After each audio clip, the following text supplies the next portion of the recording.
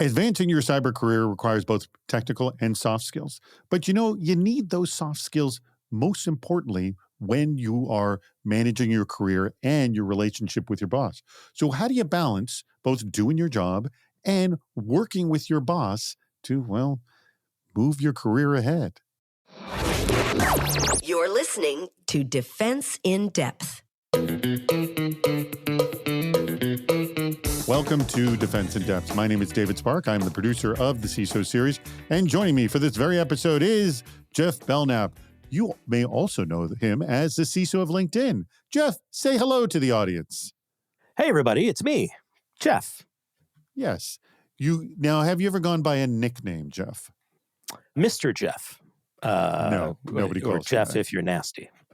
Jeff, right out of Janet Jackson's playbook. Excellent. Me and Janet. I used to do that joke on stage. I used to say, my name's David. Well, it's actually Miss Jackson if you're nasty. And did it bomb as much as it is right now? Or No, well, we don't, not in front of it on. I used to also have a joke where I say, my name is David Spark, but, I would just say, my name is David, but that's a stage name. My real name is Firestar. Oh, it's my favorite part about this segment is none of this is going to make the final edit. But it will make the final edit. Editor, keep it in. Our sponsor for today's episode is OffSec, elevating cyber workforce and professional development.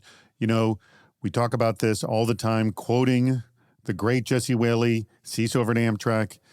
Don't try to hire unicorns, grow your own. And you know what? Getting the right training, that's how you can do it. More about OffSec a little bit later in the show.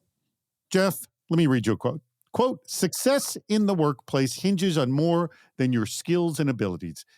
It also wholly depends on developing a solid relationship with your boss. Effectively managing your boss and strategically advancing your career takes more than most believe or are willing to commit to, said Monty Peterson of the CDA Group on LinkedIn. Now, I should note that this was a discussion that wasn't specific to cybersecurity, but it was totally relevant for our audience. And Monty shared some ways to do that, including understanding your boss's working style, maintaining open communications, and taking the initiative to solve problems. And when I say do that is, building relationship with your boss. Now, all of this on top of continuing to develop your own skill set. Jeff, here's what I like to say.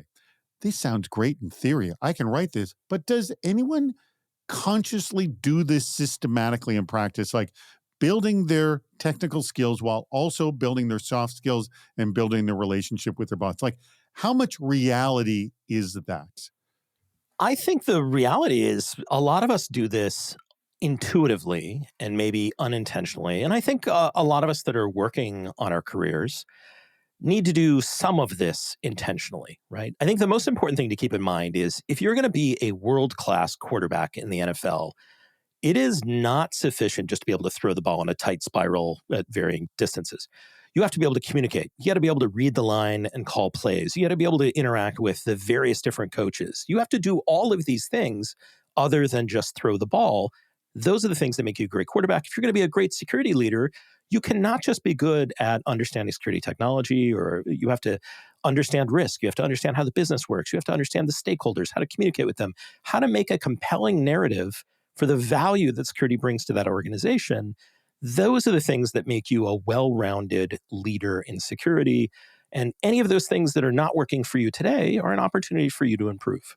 Very good point. And I love the analogy to football. Let me ask you, or metaphor. Let me ask you, how good is your spiral? Well, let's put it this way. I do this for a living. You are not an NFL quarterback. I am not, nor have I ever been, nor has anyone mistaken me for a professional athlete of any ilk whatsoever. All right. Well, that's a good problem to not have, is to be mistaken for an athlete. I must say that I have the equal problem that you have of not being mistaken for an athlete. Let's jump in and join our guest who may have been mistaken for an athlete. Who knows? He'll let us know. He is the division director for cyber defense over at Truist Bank, none other than Jerry Davis. Jerry, thank you so much for joining us. Thank you, gentlemen. It is a pleasure to be here. What's the best way to grow your staff? Linda Goodman of LG Associates said, quote, I think the best managers are three-way managers. They know how to manage down and motivate and support their teams. They know how to manage sideways and build collaborative relationships with their peers. And they know how to manage up and develop an open and honest relationship with their boss by demonstrating support and providing honest feedback. And Vanita Bansal of Techtello.com said, quote, treat your relationship with your manager as a partnership, not a one-way street. When you manage up as well, your boss has to do less managing down, which frees up their time to do other parts of their job well. So this is a really interesting topic that both Linda and Vanita came up, is about that the getting what you want requires a two-way street and managing in multiple directions as well. Again, I come back to this. Do you do this naturally, or do you have to work at this sort of systematically? I think this is one of those things where there are definitely people who are talented and gifted and do this naturally and effortlessly. And then there's the rest of us. Some people are really good at managing relationships, but they have to work on the technology. Some people are really good at the technology, but they have to understand how the business works. But I can confirm that Linda and Vanita are absolutely on the right path. The relationships really matter, especially when you're a leader or a manager in an org of any size and you're trying to get something done that is not the priority of one of your partners. The way that you're going to get that done is not through a transactional, I tell you, you have to do this, so you should drop everything and get it done. It's going to be by understanding each other and, what your stakeholders value and how you can relate what you need to get done in terms that they can understand, appreciate, and respect. When you have that ability to build relationships, it makes your job much, much easier. If you don't have that ability today, it's time to work on that. And it's a skill you can learn. Jerry, did you have to develop this skill yourself, or did it somewhat come naturally? What was your experience? And do you feel that you were doing this effectively? Yeah. So myself, it kind of came naturally to me because I'm very people oriented.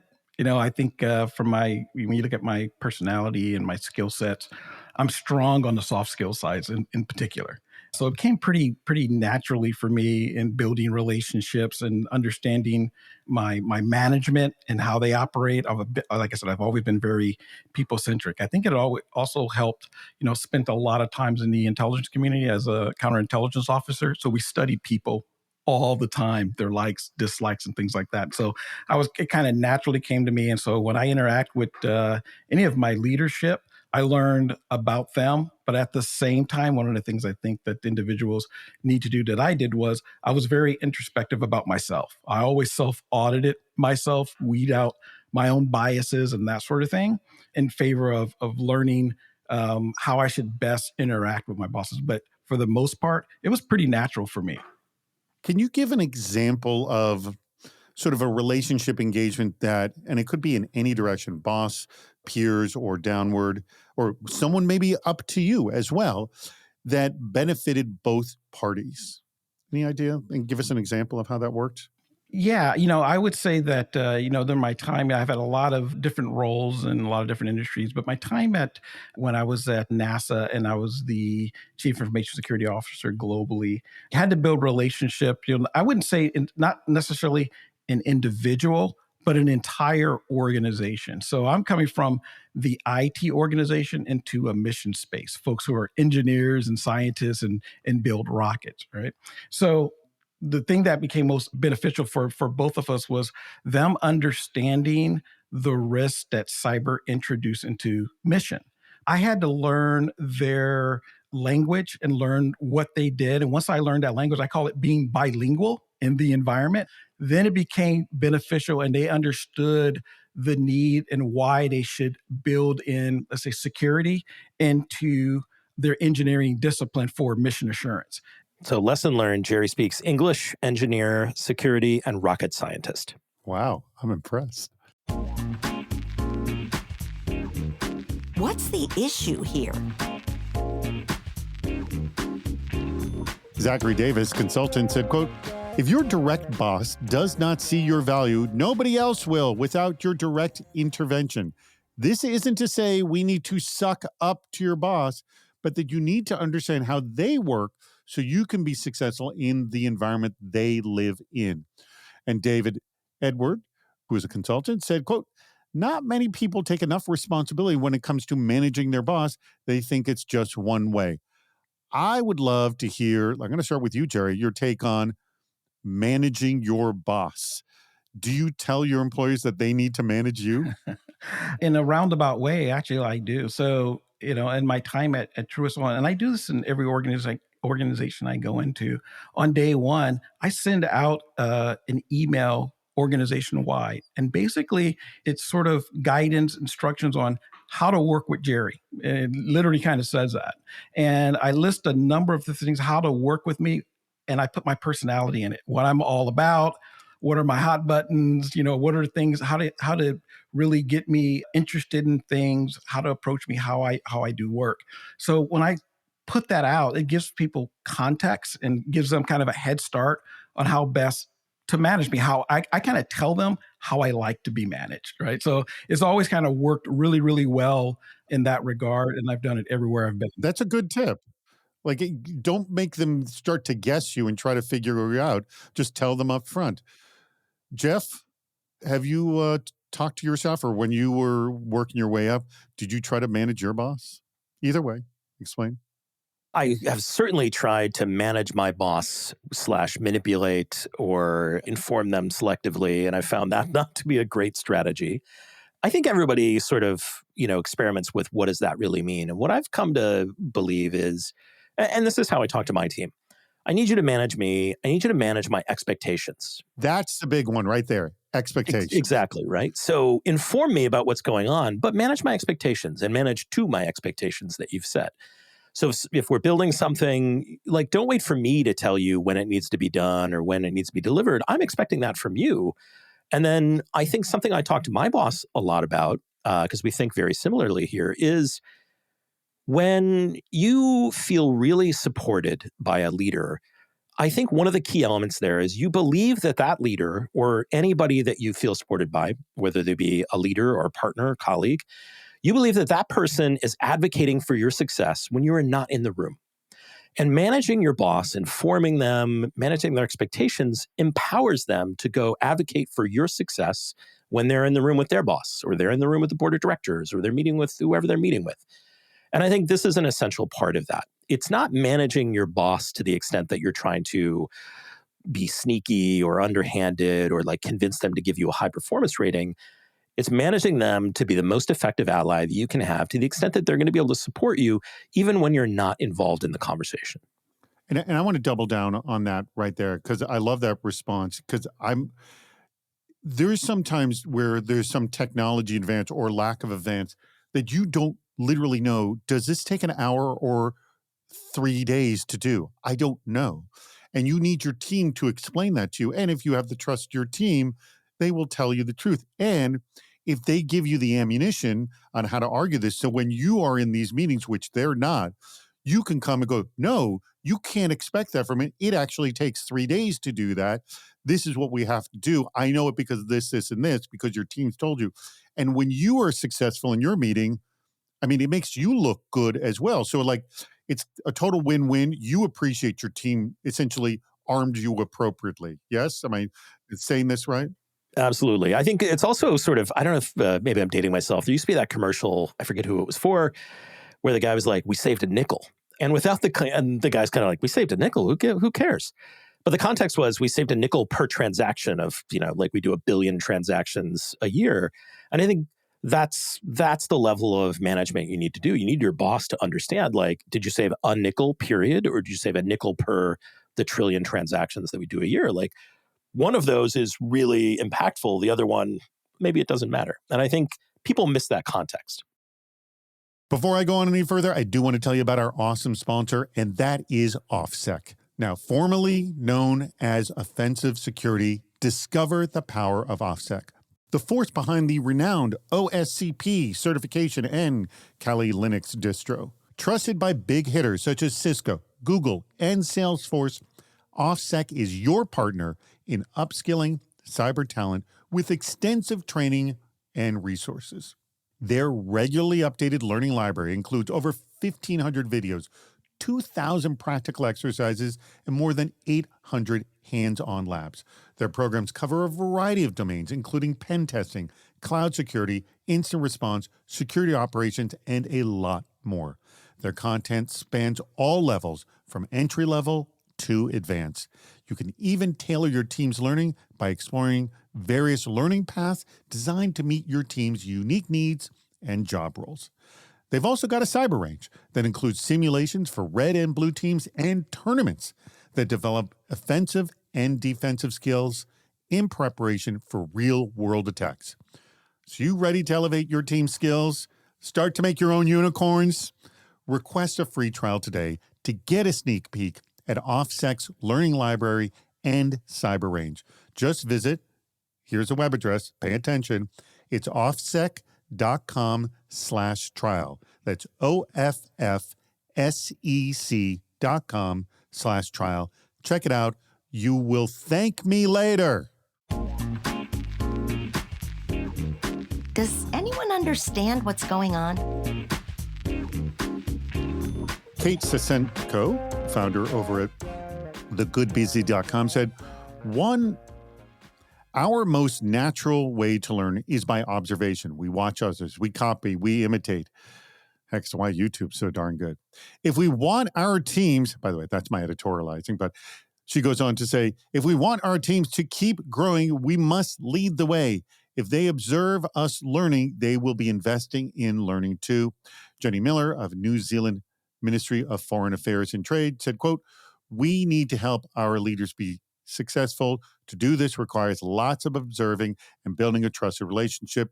Being willing to be open and work closely with your boss is a great way to help them be successful and role model productive working relationships. All right, Jerry, I'm going to start with you. Observation with your boss, your team observing you, you observing your team. I've actually seen examples. Once you start asking questions and observing, you learn things you didn't know before, and maybe you can throw out an example. That's very, very true. And so let me, we started off with the sports I love sports analogies. And I tend to look at this from a perspective of being a coach, right? So as a coach or a player coach even. So as a coach, I'm looking at individuals. My goal is to get the team to the championship, right? And hopefully win the championship. So I'm looking at everyone on the teams and I'm identifying their strengths and their weaknesses and who are my utility players. And me, myself, as a player coach, I have to understand and know that when I'm on the court, there are times when I'm not going to be the team captain. There are other folks on the team who have skill sets, ball handling skills much better than I do. And I have to, point out and let them step up and become the team captain. Sometimes folks have to be prodded. Sometimes I think when you're on a team in an organization, the staff will defer to the boss on 100% of the times. And you have to cultivate the organization to let folks be, again, sort of teach them to understand themselves and know at what there are points in time when, hey, they need to be the team captain out on the court and run the plays. And I have to know as a boss when to take the back seat on certain instances. So I like to kind of use that analogy, and all that comes through observation. As the coach, you're kind of, watching everyone, and likewise for the team, they should be doing the same thing. They're watching everyone on the court, and they're also watching themselves and being introspective with themselves and taking a self-audit of, their tool sets and their strengths and weaknesses. What's been your success in observation, Jeff? I've developed this habit, and I forget who taught me this. Might have been early executive I worked with at one of my first startups in the Valley. But they coined the phrase to me, taste the soup, right? And I think the way a chef typically runs a high-end kitchen is, they're not in there making all of the things that a kitchen makes, right? They're there to make sure it is made to a high level of quality, it's made consistently, it's made the way that they want it made. But the way they do that is they don't go over to the soup station and start telling you exactly what to do and micromanaging you. They teach you how to do it. And then when the soup is ready, they're going to taste it, and they're going to taste it with you, and they're going to make adjustments and it needs more salt, or it's too much butter, or whatever the thing might be. I like to think about that as an essential part of security leadership, in that I expect the leaders that work for me to understand it's your responsibility to make the soup, right? You own making the soup. I own the product when it comes out of this kitchen or this organization. So I got to make sure that soup meets my standards.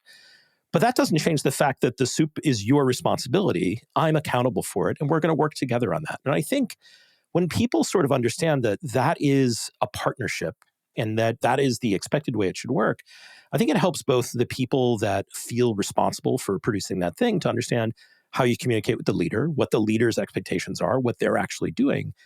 And it frames it in a very productive way. My dad was a doctor, and I saw him teach once. And then I guess, I'd refer to this, I guess, as the Socratic method, but he would never outright answer his students' questions. He would make them come up with the answers. And so they would say, Dr. Spark, what do you think about in this case? Because they would do these case study type things. And he would just ask him back the question. He goes, what do you think? What do you believe? What do you think? And, he'd force them to make some kind of an answer. And then when they're kind of veering off, he goes, well, do you think it would be that because of this, this, and this, this symptom or whatever? So a little bit of what I'm hearing from you is they're forcing the student to start learning on their own. Because how much do you learn when you just say to someone, do A, B, and C, and just do it without them learning on their own? Right, Jerry? Oh, yeah, absolutely. Hands-on, sort of kind of what I like to say, like OJT, people learn when they're hands-on doing the thing, so that it obviously it sticks more, it becomes sticky. What's most important? Lisa Martin, the coach-like leader, said, quote, strive for alignment between what the employee sees as their career vision and how the boss sees that vision aligning with the needs of the organization. This comes down to the employee having clarity and then transparent observations and then transparent conversations on a regular basis with their leader. So, Jerry, I'll start with you on this. This seems like a great model.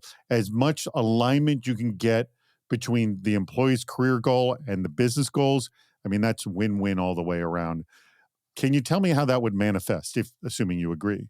No, I agree 100%. And it's something that I say often. What I've learned in my career is that when things generally go wrong in an organization, where there's deployment of technology or any kind of process, something goes wrong, it's almost always from a lack of clarity. People don't have clarity around goals, visions, and that sort of thing. And I always put that's on the leader's fault. When there's a lack of clarity, folks will fill in that void, whatever they think should be in there, right? And then that's when you become, you get misalignments, and that's when things go wrong. So I tend to focus a lot on clarity. And when I put out a message, we put out a goal, I asked a question over multiple, communication streams over time. Just keep checking in with people that they understand. Are they clear on where we're trying to go, where we're trying to get to at the end of the day? So again, it's incumbent on the boss to be clear, give clarity, and constantly checking in with folks to understand that, hey, they're still in alignment with where we're going. They fully understand what we're trying to do. Jeff, the employee business alignment, their goals, the business's goals. Can you give me an example of where there's synergy? The most important thing to keep in mind, especially like this quote, because it talks about career vision and alignment to your boss, I think the most important thing to keep in mind is your boss's job is not to make you successful in your career. The chances that you have a job right now where your boss has the ability or the likelihood that they're going to make you CISO or some sort of executive leader is probably next to zero. But the reality is you own your own career. You need to understand what you're trying to get out of this role from a growth perspective. And then I think it's on you and your boss to have that conversation and to make sure that you are aligned either in your work or the opportunities that are coming your way in a way that's most advantageous to you and to the organization. But I think it's also realistic to make sure that you're meeting regularly, just like they talk about here, that you understand tactically and strategically what your leader wants from you and whether you're delivering that. And then I think you can open up that conversation to have about, what you want out of this in terms of your career goals.